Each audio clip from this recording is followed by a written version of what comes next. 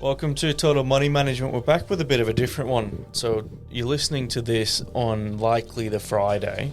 The next episode will be released on Tuesday, and we thought it'd be a good little tied-over episode. I'm obviously back with Steve on the new normal. Now, the new normal is something that Steve created, came up with, whatever you want to call it, and we made a special podcast episode. I think it's episode 12. Right. And it was around November 2023. And we're covering topics that we're talking about now that we actually covered then, almost predicting things that were happening. We thought it'd be a really good idea to, given the volatility, given Trump's tariffs and everything that's happening in the world at the moment, to just quickly highlight each one of those 10 new normal points for 10 or 15 minutes. And then what's going to happen is we're going to cut back to the actual new normal episode, which I think for you guys that are listening that are relatively new in the last 6 months or so, since it started to take off a bit, wouldn't have come across. So did you want to do a brief intro to what the new normal is? Bit of a thesis? The idea is, as we've sort of spoken about, the world is changing and it's been pretty smooth sailing generally for about the last 40, 45 years. Right, changes really started kicking in 75, 80. Basically, I think it was Thatcher in 78 and Reagan in 80, and in Australia, Hawke and Keating, right, in I think it was 82. That was when we went from being sort of fairly insular, highly regulated, to going back to globalisation, right, the globalisation Mark II, right? And so there were a couple of issues there. There were four major issues. We call them the 4 Cs: COVID, conflict, children, which is a bit of a cheat for demographics, and climate change. And what we were saying was they're the big umbrella issues, but there's 10 issues we highlighted underneath to say this is where we're going from and this is where we're going to. Exactly, yeah. So the first one of those was from global to local. Yep. And it's something that's actually quite prevalent in what we've been talking about the last few months, but absolutely. Give us an update on that. Well, the idea was the last 40 years was globalisation. I want to buy Polish fish. It's like, no problem, jump online and you can do that, right? Yep. As I think we said last week or so, globalisation's dead, right? It is well and truly over. What we're doing now is we're just sorting out how we de-globalise without causing ourselves, and I talk about that in country terms, of too much pain, right? So how do I now reduce my reliance on China and bring the back stuff locally, right? And that's probably the biggest issue, because China so dominates manufacturing that we don't realise how integrated supply chains are. They are unbelievably complex. And again, this is what we found out with COVID, where everybody went, what do you mean there's 120 suppliers? And it's like, that's what it's like now, right? And so that's where the shock has come. And I think since we talked about this roughly 18, 16 months ago. Yeah, November. I think, I'm sorry, I'm going to give myself a big tick for that one, right? Because I think we're on the money. Well, funnily enough, you were talking about that point when we first met. Probably it'll be almost 10 years ago. 8 years ago now. So, you've done well. The second one was private markets to public government, which we're seeing a bit. Yeah, what I was highlighting there was that private markets have been the dominant theme again for the last 40 years, right? What you're seeing now is, and we're seeing this in Australia, we're seeing it in England at the moment with the UK government talking about nationalising British steel. Albo stepped in to save some steel works here. What you're seeing now is this is where markets and politics clash, right? All capitalists say to the government, get out of the way, right? The government is there to regulate them, and the arm wrestle is a constant thing about too much regulation, too much market. Well, we've had 40 years, 45 years of really free markets, or generally pretty free markets, free trade, all that sort of stuff. So that's now changing to where the government is now having much more influence and much more say about industry policy. So, for example, what you're seeing with Donald Trump, what you saw previously with Joe Biden, with the CHIPS Act, saying, we want semiconductors, right? And the private markets are like, dude, we're not building them there. It's too expensive. Here's $50 billion. Okay, we're coming. So that's the government saying, we want something, we're prepared to pay to get it back now, right? Whereas before it would have been like, no, we can't compete, so therefore we don't do that. Yeah, they had a backseat, more of a backseat. Yeah. And that's because there's a whole raft of issues with climate change. Again, COVID was where people went, oh, I didn't know we get everything from China. It's like, yep, that's why we haven't got anything now. Or it was, we know we get it from China, but we didn't actually know the impacts of that. Yeah. Well, we didn't realise how fragile our economies could be, right, because of a pandemic. Yeah. You go through these 18 months ago in the episode, just to go back in time, so you'll go more in depth on a younger Steve. So the next one is monetary to fiscal policy. Okay. In the monetary policy is basically interest rates, okay, low interest rates and private debt, right? Yep. Get people to borrow, right? Interest rates are low, and it's the public sector sort of stuff. Interest rates are really important. They're everything, right? Fiscal policy is government. Yep. We tax money and we tax you and we spend it, right? So they're two separate things. For the last 40 years, as you've seen, bond yields have come from 20% to, during COVID, zero. Yeah, zero. Right? So that was monetary policy. Everybody talks about the Reserve Bank. Everybody talks about the Fed. Right, the New York Fed, American Fed. Now fiscal policy is coming back into vogue because governments were out of the picture, so the reliance was on you borrowing, not the government going into deficit. Well, that changed with Biden and again with COVID where they went, dude, we got to spend a lot of money, right? So nobody said, no, let's just cut interest rates. They did that as well, but what they realised was that wasn't going to save the joint. It wasn't enough. Yeah. Right? So fiscal policy is now completely dominant. There's a thing now going around, and it's been going around for a few months now, called fiscal dominance, which is, as I said there, that's where you go from who cares about interest rates, the government's spending a lot of money, and that, whoever spends the money gets the say. And so, again, that ties in with, the government saying, we're spending a lot of money, and listen, you guys, we're telling you what we want. Yeah, we're in charge. Right? Yeah. We're not going to leave it to the market anymore. We actually want to build semiconductors here. Right? For other reasons. Exactly. Yeah. Well, national security reasons. Exactly. Right? From just in time to just in case. Yep, manufacturing.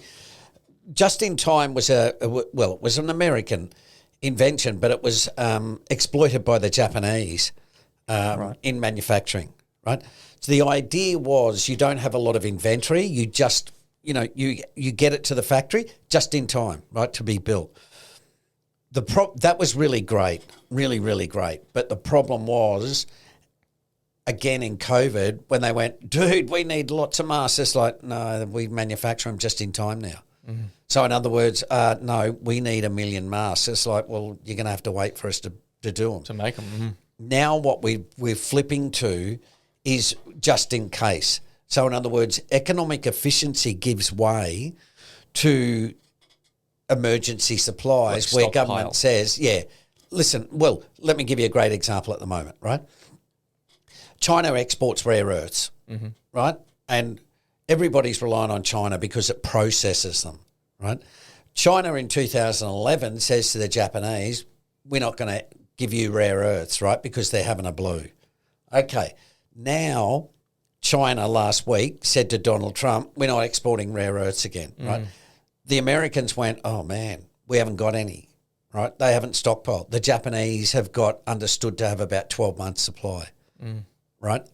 That's why they're smart. But what they're doing is saying, we're going to have, we're going to have $1 billion worth of rare earths sitting there. And it's like, yeah, I know, but they're there. Just right? in case. The Americans went, oh, we don't want to tie up all that money, right? And now they're going, man, we got to get some rare earths, right? That's why I'm saying what you'll see is you'll see emergency supplies everywhere, right? Food, and so we'll have less economic efficiency and more slack in the system. Why? Just in case, right? Just in case we get a global pandemic. Just in case China says we're not going to send you stuff, right? So that's what's going on. Okay, makes sense. Soft assets to hard assets. Just from, basically that could be from software to hardware, right? So we've all talked about services, right? And, Facebook and, Instagram and all those things. Now we're going to go back to hard assets. So, okay, like building railways and resources, right? Yeah. So again, it will be, listen, mate, we don't care about Facebook. We want iron ore. And that's where the funding's going to go, you mean? That's exactly right. Okay, it makes sense. Right? Yeah. All right. That's a big one, right? Because soft assets have been where a lot of the money has gone, right? And now what you do is you think of it. If you build a factory, it ties up resources for 20 years, right? It's not just, flipping companies and stuff like that. It's like, listen, we're in this for 25 to 30 to 40 to 50 years. So it's a long asset to hold, right? Whereas Facebook's like, 3 computers and a guy, right? I'm sure that's what it is. There's probably a little bit more. But I get your point. Yeah, there's probably a little bit more to it. Well, that ties in from money to materials, I guess, as well. Yeah, absolutely. Absolutely. See, Wall Street, we run the world. Not anymore, sport. The commodity traders are the ones that run the world now because everybody wants to get their hands on oil, iron ore, rare earths, agriculture, right? Because now we're not friends. Yeah. God, everything's just supply and demand, isn't it? Absolutely. Absolutely. Deflation to inflation? Yep. Which we're seeing. It's pretty, inflation during COVID, deflation during COVID and raging inflation since. It's calming down a little bit more, but longer term, we're not going back to zero inflation. We may if there's a disaster somewhere, but generally, inflation is going to come from higher wages because, again, like the 4 Cs, there's less kids, there's, we need people to build stuff. Right, and so wages will have to go up to attract people to do some stuff, right? Particularly if it's manufacturing, right? Yeah. Yes, there's robotics, I get all that, but you still need people to do a lot of stuff. Yeah, and it's got to be more lucrative because people think they can do anything nowadays. Well, I'll be old, Bane, and I'll be in the nursing home, right? So they'll be paying blokes like you a lot more than they will me because you'll be a producer. Yeah. Right, we need you to make stuff, dude. What for? Because Steve's in there dribbling in the nursing home, right? So that's the way it is. Mate, I'll come visit you, I promise. Capital gain to income. This is an interesting one. So this is more talking about dividends coming in from slower moving equities, I guess. Yeah, if I can put it in property terms as a sort of pretty good metaphor, everybody at the moment in property in the last 20 or 30 years has talked about property flipping and making the big money from the capital gain. Yeah. Right? We're moving to a place where there won't be a big capital gain, but there'll be income. Like yield. And so that's where the yield will become really important because if you're not getting a capital gain, what you have to say is, well, hopefully I'll be getting at least a decent income from it. Right? And that's what I'm trying to say there, that the era of speculate, like really mad speculation, cryptocurrencies, they, 1 minute they're $20, next minute they're 20,000. Yeah. Right? That will probably peter out. Taper off, yeah. And will become more about buying a residential property for the 10% yield. Right? Yeah. Not the $500,000, I'm going to flip this sucker in 3 years. Yeah. That's going to taper off as well. Absolutely. Debt to equity. Number 9? Yeah, well, again, it's been really lucrative for the last 30 to 40 years to borrow debt, right? Go into debt and, again, flip it, the capital gain stuff.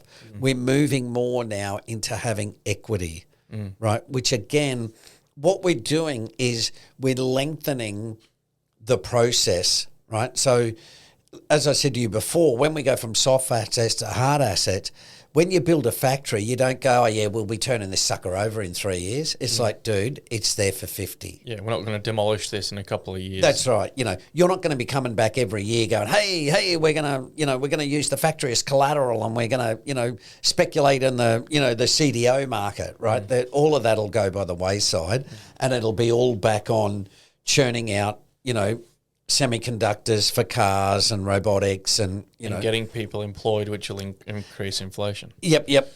And that leads to the last one. From consumption to production. Yep. So predominantly the last 40 years has been about consumption, right? Not production. And what I mean by that is the consumer has been king, right?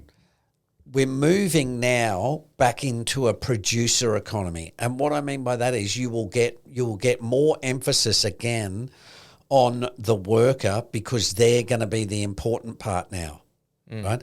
So the other thing is too, if I say to you, Jacob, we're not buying any of that stuff from China, the emphasis becomes on a producer, right? Second part is when the government says, right, we're going to spend a lot of money building a lot of factories,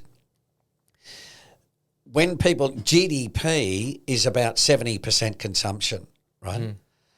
What happens is consumption falls and investment rises. So investment becomes more a percentage of GDP. Right. Okay, it's a little bit technical. We'll go into it further, but what essentially what I'm saying is we're going back to what it was like in the 70s and the 60s, which was you'll have a steady job, you'll get good wages, you won't feel the desire to speculate like crazy because you'll have your future will be on a more solid footing, right? You'll be praised a little bit because you're hey, this dude's a producer, right? I'm a consumer because I'm old, right? So I'm consuming resources, right? It'll be guys like you and probably your kids that will be really important because they'll be the gold mine that, hey, this is a kid that builds stuff. We really need to get him. Why? Because Steve's, dribbling in the nursing home. He's consuming stuff. So that's where it's going to swing over to who cares what the consumer wants? The fact is we've got to build stuff. To a production economy. Well, look at resi property, right? Yeah. We're all gagging for tradies and, they can earn $300,000 a year. Why? Because people want houses, right? Production. We need production, not consumption. Yeah, that's interesting. All right, well, that's the highlight. Now we'll have the 2023 new normal podcast start, so stay tuned. Other than that, we'll see you in a couple of weeks. Cheers, folks. Happy Easter. Back to Three Amigos with Tom Hill and Steve Moriarty. This time around, we're going to be talking about the new normal, more specifically children, COVID, conflict, and climate. Today's episode, we'll be talking about deglobalization, reglobalization, and going from global to local. So on that note, I might pass over to Mr. Moriarty. Good morning, gentlemen. Good to be back. Look, just to give the listeners a brief overview of what we're trying to do here, the period that we're in at the moment is in a sort of state of what I call a state of flux. So we've had this paradigm for the last 30 or 40 years, probably from the late 70s, mainly in the early 80s with the, the election of Margaret Thatcher in England and Ronald Reagan in the United States. And so they brought in all these new reforms because they had to deal with the post-war economy from 1945, which had run for 30 to 35 years, but then hit, as all sort of economic theories do, it started to stagnate, right? And so what they did was said, we'll just apply more of the same. And that didn't work. And eventually you get to the point where you go, we need to try something different here. And that's when Thatcher and Reagan came in and said, righto, there's less government, there's more liberalisation, we need to focus on finance more. And all of these reforms that brought in a new economy, and this is the big picture, that's now run for about 40 years. And so what we're saying now is that's reached its natural sort of problems, which is, well, interest rates were so low, they didn't, you couldn't cut them any further. Wage rates are so low, they couldn't go any lower. There's so much debt, there's nobody left to borrow. And so we're at that same pivot point where we were 40 years ago of saying, well, we need some new answers rather than just relying on the old one. Mm-hmm. And the thing we're getting out of that, well, the big impact we're going to talk about is the deglobalization from globalization in the current paradigm, and also what we talked about was the 4 Cs: COVID, conflict, children, and climate change, because they're going to be the major drivers globally of introducing a new system. And even if I just sort of say, you think about climate change and the revolution that's coming to production and consumption, right? That alone, that's not, and our argument is that's not resolvable by saying, oh, well, we'll just let the market price goods, and hey, if you haven't got any money, well, bad luck, you don't get to participate in the economy. That's no longer viable.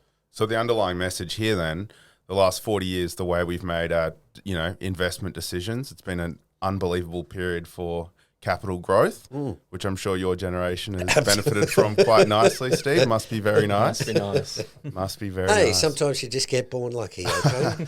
So what you're kind of saying here is, look, these are the major drivers why we think the way we make our investment decisions are going to have to be different over the next 30, 40 years. And we can't just rely on that, that last solid period to inform future decisions. Yeah, absolutely. 100%. And that's the main point we're going to sort of flesh out.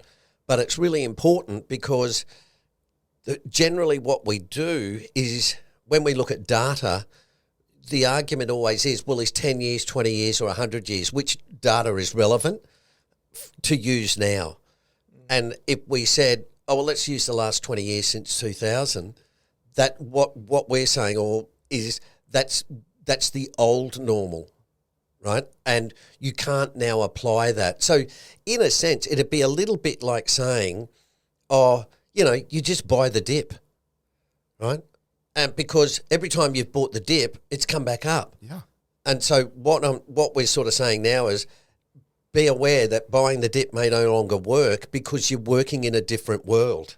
Yeah, I mean, I'm going to go back a couple of steps and throw a curvy question in there. You mentioned Maggie Thatcher from way back, which to me, and growing up in the north of England, is a bit of a dirty word, Margaret Thatcher, because I think all of my family lost their jobs in the coal mine. I was going to say, yeah, there you go. So, but I just wanted to, now I've actually had more than an emotional response of thinking about it. Why did Maggie Thatcher decide to do that? Outsourcing, lower costs? There was a couple of reasons.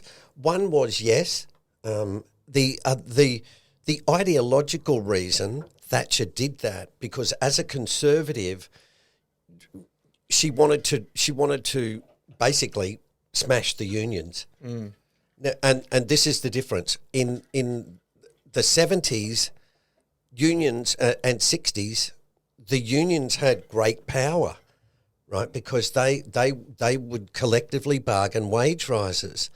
And so capital, the business owner, was basically always struggled, because if inflation was at 5%, which at 5 and 6%, which was quite normal, right?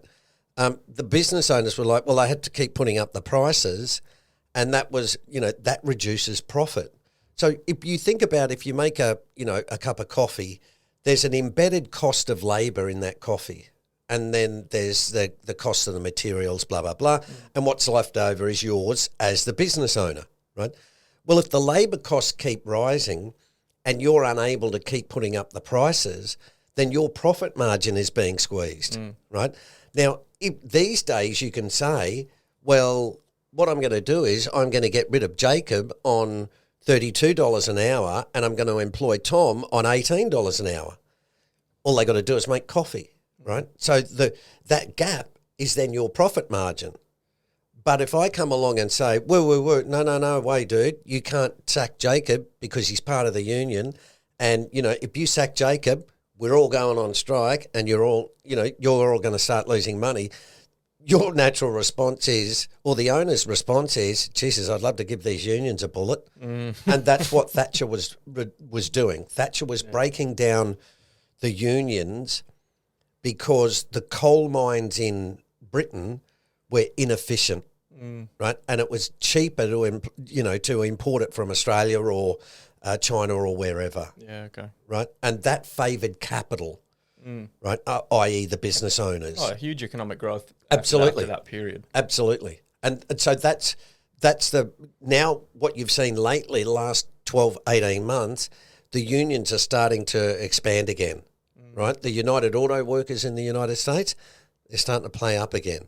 Right, and it's not about a judgment. It's simply saying the power is shifting, and this is one of the things we're going to talk about with children, right? The power is shifting back to the employee because there's labour shortages. Well, what I'm noticing is, on the conflict point, we're relying too much on import from countries such as Russia, China. Absolutely. And we're not fucking getting along with them. So Well, they're pressing the stop button. Yeah, absolutely. That's the whole point with the conflict, right?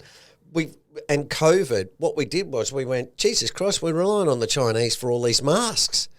And if they go, well, no, we're not sending it to you, well, what are we going to do about it? We can't just go, oh, well, that's all right, we'll just knock up a factory and make them ourselves. Yeah. Right? And that's been a trigger. How many, just an example for demographics, how many siblings have you got? Yeah, I've one sister. Right. Yeah, I got 2, 3 of us. Yeah. See, I got 4.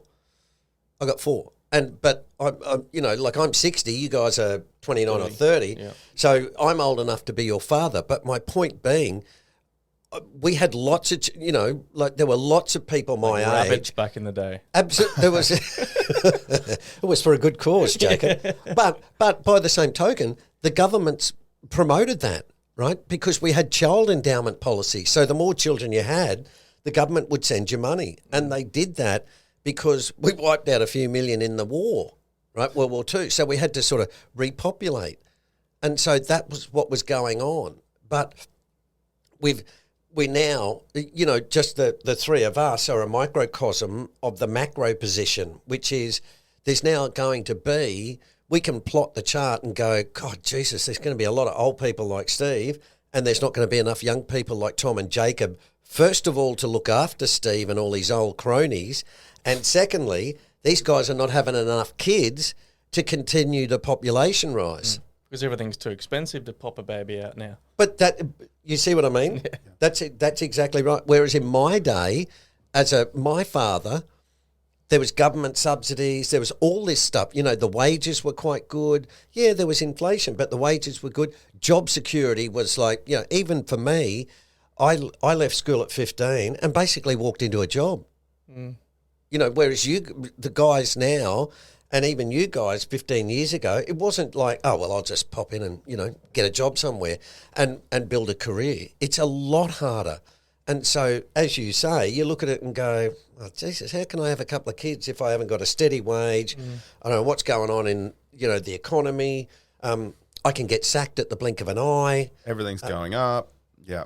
100%. Well, I look around. Interesting point. Obviously, I've got 2 kids. Jacob, obviously, none yet that we know of. But he will after the show. If I look around, it's more and more common.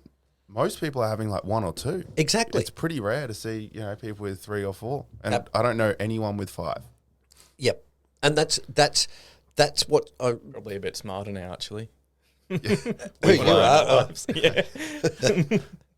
Well, but you see what I mean? Like, these things reach tipping points, and that's why, we're sort of saying COVID, conflict, climate and children are all of these really big issues that change the way that investors need to think about the world going forward, right? So if I can use the broadest sort of argument, it's like saying, yeah, just buy technology, right? Because it boom and it's a growth area and blah, blah, blah. No, not anymore. You're going to make more money in oil and basic materials and commodities over the next probably 10 or 15 years rather than buying, Zoom software or, a package, right? And the reason why is simple, because the world's changing, right? We're no longer, as Jacob said, we're not friends with Russia and China anymore. And so from that point of view, you look at it globally and it really changes things. I mean, I related the story to you guys, I think, about my investments in Russia, right? Well, you think about the next 10 years, the last place you'd be thinking about putting money is Russia, right? Because it's hostile. Iran, to a certain extent, China, elements of Africa, elements of Eastern Europe, right? Where these countries are now saying, well, there used to be this one big superpower called the United States, and it basically ran everything. Then China rose and the United States went, hang on, this is not the way we like it to be. And so now, like the old days in the Cold War, there's now a bipolar world where there's America on sort of one side and China/Russia on the other side. And the countries are caught in the middle going, well, which way do I go? I mean, you think about Australia's position, right? Economically, the last 20 years, we've been, I shouldn't say completely, but we've been heavily reliant on China, right? Now, strategically, we've been totally committed to the US alliance, right? Well, pick a team. That's exactly right. Or pick your own and go, you guys figure it out. We're going to start doing things here.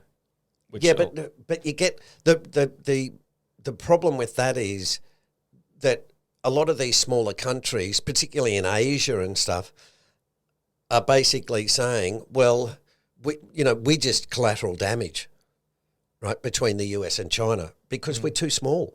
Yeah. Right? You think we've got 27 million people. There's not that many of us. And the only thing we've got, I shouldn't say the only thing, but the strong point we've got globally is we've got commodities, right? And if we're going to have these relationships where we no longer buy oil from the Russians, well, that might mean that countries will say, all right, well, listen, what we'll do is we'll convert to gas and we'll buy LNG from Australia, right? But other countries will say, well, we don't like Australia anymore, so we're not buying from Australia. We're going to buy from, our allies. So think of Russia and all of those Russian states, right? They didn't really trade with the outside world, and that's what we're saying with deglobalization, right? Because for the last 40 years, we've all been having a fat time selling stuff to each other and essentially all getting rich. Yeah, you do that, you do it, you can do it cheaper, all right, than we can do it. So interesting. Because obviously we rely pretty heavily on, we have in the past relied pretty heavily on Russia for a lot of agricultural stuff too, right? Like wheat and that kind of thing. How do you think that's going to impact us? Well, if we relate it back to investing. Yeah. Well, the agriculture, what we were saying before about, the Middle East and Russia, Russia's full of grain and the food bowl, and Ukraine. And in the Middle East, you've got, oil. Yeah. And those two areas, prices will, if the Saudis say, well, we're going to reduce oil, right, the oil price rises, right, from one country going, we're going to stop producing so much oil. So that becomes a geopolitical tool for the Saudis to bargain with against the United States, right? So that's where you get inflation because, as you guys know, petrol's what, 210, 220? Yeah. I mean, I know 3 years ago it was about $1.40, right? And I never cared about petrol prices because who cares, But now I'm looking at it going, Jesus, it's $2.15. This is outrageous, right? Because I'm not used to it, right? So whereas 40 years ago it was like, this week petrol's $3. Oh, right, okay, well that's what you got to do, right? Because we were used to inflation. So for investors, you have to look at things like oil and say, okay, there might be a blow up in the oil market, But then you're going to have to say, like we're saying, oh, well, hang on, well, you've got climate change, so then we're going to have to talk about wind power and solar power. Then you're going to have to toggle down and say, okay, well, these oil companies at the moment are providing really good dividends, but they can't get access to capital because the banks are saying, well, if you guys are not going to move to net zero emissions, we're not going to give you money to build new oil wells, right, to explore for new oil wells. We're going to go and favour the guys who want to build solar stations or wind stations, right? There's all of that sort of thing, which, as I say, we haven't had that for the last 40 years. It's just been drill, baby, drill, right? Yeah. And that, you know, America's now a net exporter of energy. Well, that hasn't been the way for the last 40 years. And that changes all the global dynamics. Interesting. Well, how's it going to affect the everyday Joe Blogs, though? Well, the prices will. I think we'll get more. I say market volatility, but what I mean is exactly what's going on now, right? You know, look at your coffee. It was all cheaper 12 months ago, 18 months ago, right? It was $4. Now the small ones are $4.50. Well, that's, you know, 12%, 12.5% increase. So what I'm saying is that you look at the 10 years before it, there's no increases like that, right? The big hits, I think, are going to be in things like smartphones, right? People buying less expensive things. Well, because, Jacob, we had China sitting there, you know, we probably mentioned this before in saying we need another 1 million smartphones.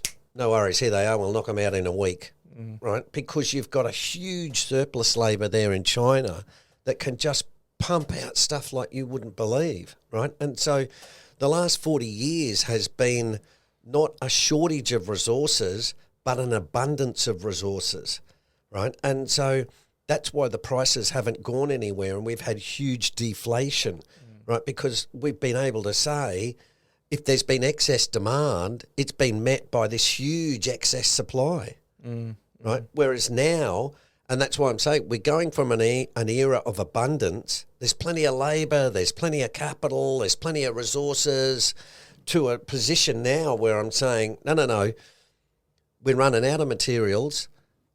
Labour is becoming reduced because of demographics and wages are rising. So again, we're going to exactly the opposite sphere. Yeah, I've got one for you, and I could be barking up the wrong tree, but isn't it just a normal part of the cycle where things start to get more expensive? The economy, we've had a good 20 years, the economy's booming, and now we're bottlenecking and slowing production down. Nobody can afford things anymore. Increase inflation. We're all hermit crabs a little bit for the next 5 years, going to a bear market, and then happy days we go again for 15 years. What's different now than the last time we had a bull into a bear market? That's what history would suggest if I'm looking at it through, you know, the lens. If I'm, you know, intuitively, I'm going to go, right, the last 20, 30 years, probably a good place to start. Good reference point for me. Yeah. Right? Because that's your experience, Tom, isn't it? Absolutely. Yeah. So completely agree with Jacob's point, you know, and you hear all this stuff like, you see interest rates are rising. That's going to cause all this pressure. We're seeing, you know, increased cost of living, which everyone is feeling it. But general sentiment is, you know, give it a few years, this is going to cool off. Olympics is coming, property will start to boom again. Like, what do you think to that? Well, that's, again, I think we're being older and having been through not just the sort of standard business cycle, 7-10 years, I've been through what I think and what I'm arguing is a paradigm shift. So in other words, at 60, I was 20 in 1980, right? And even before that, I remember, you know, housing loans were 13.5%, right? And it wasn't like, I'm going to go and bargain for 11. No, dude, it's 13.5%. That's it. Banks closed at 3 o'clock. No, they didn't stay open. No, there was no online stuff. If you didn't get to the bank by 3, well, that's your problem, right? All of that's changed. So, but what you're saying, Tom, is correct, which is your experience has been in the last paradigm. And what I'm saying is, that's relevant, but that's no longer relevant because the paradigm has shifted. And to your argument of, Jacob, your argument about, well, can't we just have a depression and go back to the old ways? And that's why I'm saying no, because the 4 C's have had such a fundamental, having such a fundamental impact globally that everybody is changing. And so if you think through each of those issues, right, including globalisation, you got conflict, right, worldwide. So what's happened there? In the last 2 years, military expenditure has gone through the roof, right? So what does that mean? Well, that means governments are saying, well, we've got to secure the resources to build bombs, right? Okay, what are the resources? Well, we need lots of critical minerals and we need semiconductor chips. Okay, so semiconductor chips, America said to the Chinese, no, you're not getting access to the top stuff now, okay? That really, if you look at it, that's like an act of war, right? If you look at climate, it is useless for Australia to say we're going to meet our net zero and everyone else is out there partying like crazy and polluting the joint, right? We're all breathing the same air. So from that point of view, that's got to be a global solution, right? COVID is continuing to spread and become actually more virulent in some of the strains. And how is that happening? From global travel, right? From people getting on planes and switching countries. Now, that is a global issue. It doesn't matter if Australia says, oh, well, we're going to look after the Sydney to Melbourne leg. It's like, no, dude, you've got to look after the Singapore to Brisbane leg. Yeah. That's where the global people are coming from. The problem is no one's talking about it anymore either. It's all, absolutely. You get COVID, you go home, you just go to sleep for a couple of days and go back out and get on with your day. That caused enough stress. Well, you see, what's happened now is we're now getting more and more evidence to show the damage of COVID with long COVID. And another issue just more recently, which gives you a perfect idea, people are having uncontrollable diarrhea on planes. And they're holding the flight because they're, pardon the French, they're shitting themselves, right? And they've had to unload the flights, right? And you know what it's from? It's a result of COVID, right? Right. And so what I'm saying is this is what we're getting more and more stuff on COVID by going, they now realise if you've had COVID, you're getting an increase in the shits. Well, but also heart problems. Right? The old idea was, it's all right if kids get it, they'll be fine. No, that's not the idea anymore. Right? And so there's all of these problems. Last week there was a judgment where the judge said that Carnival Cruises was responsible for the spreading of COVID on some of its cruise ships. Bang, liability.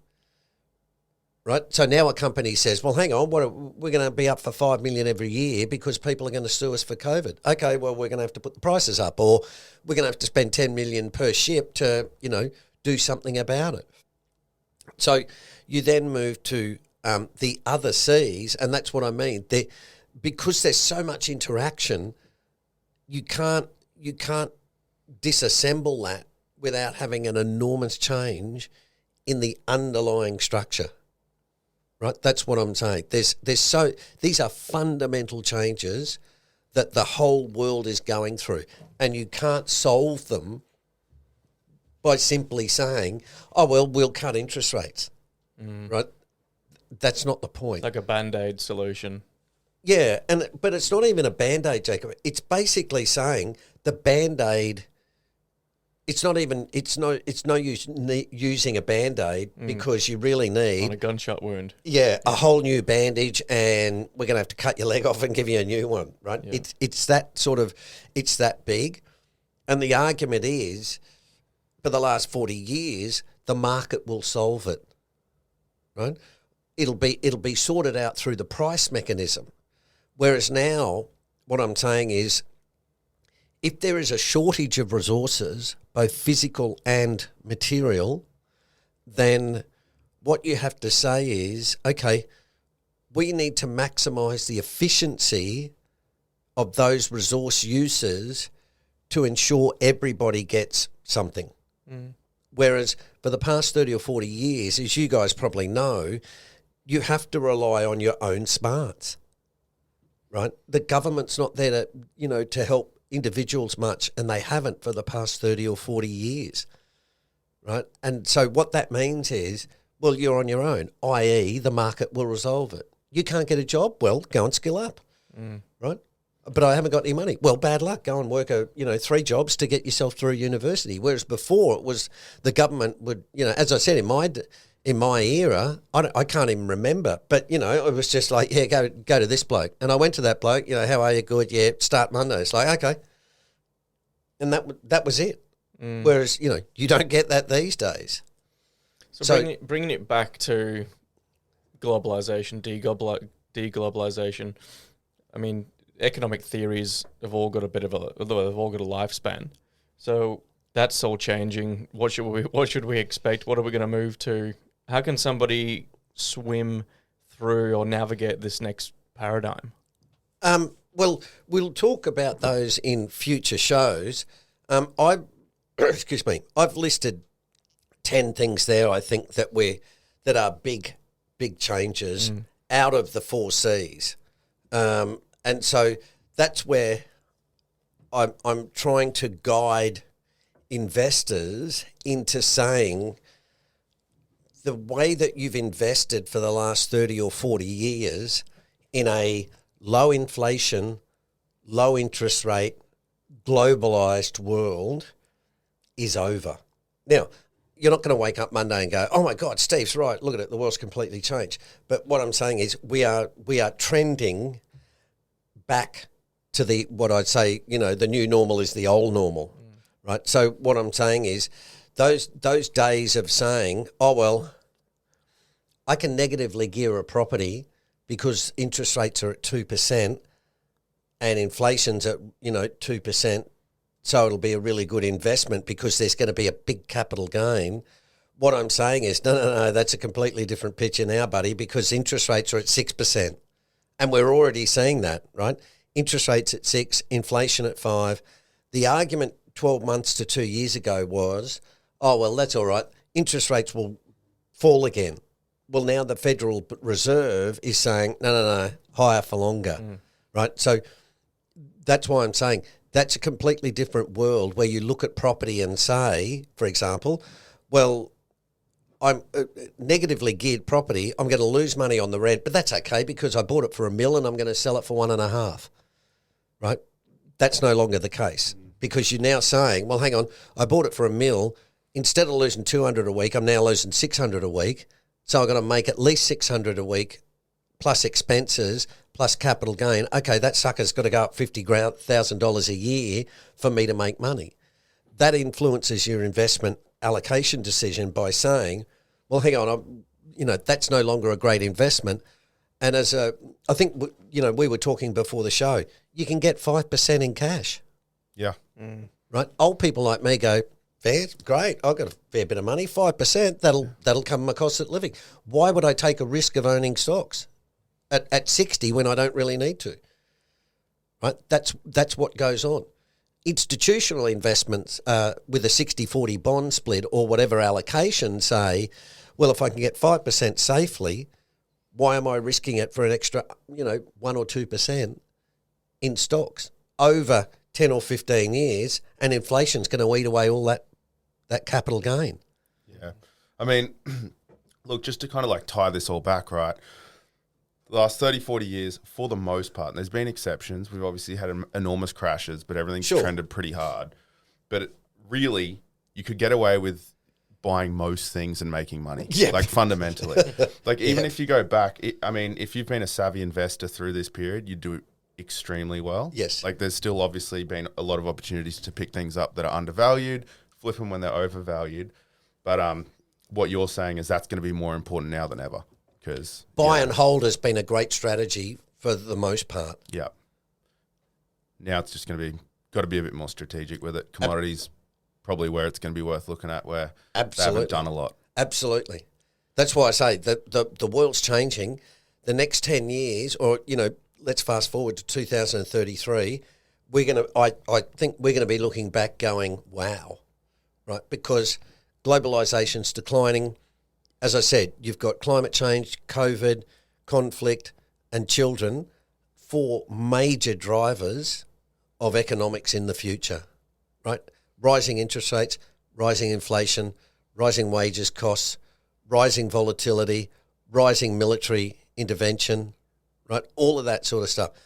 We're not going to be doing the same stuff. Let's start to wrap this up now, gents. I think Yep. next week we'll talk about some more really pressing topics that I think will help the listeners a lot. And we'll see you then. Cheers. Okay. Awesome. Cheers, folks. Thank you. As always, remember, we don't provide financial advice.